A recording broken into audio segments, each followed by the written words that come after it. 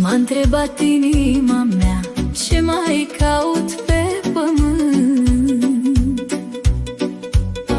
Am tăcut și-am stat pe gânduri, n-am avut niciun cuvânt. Dar tot ea mi-a spus în șoaptă, fără zgomot, fără chin: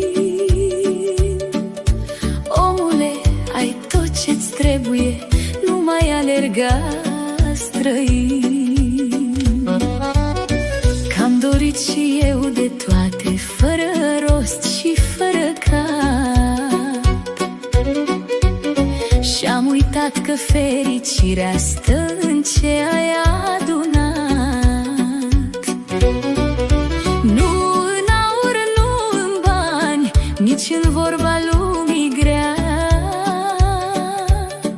ci în liniștea din suflet și în cine stă cu ea. Că așa e omul pe lume, vrea mereu ce n-are el, și nu vede ce-i aproape, fuge după alt nivel. Dar timpul nu stă în loc, nici nu vine înapoi. Ai grijă ce pierzi pe drum, că nu mai găsești.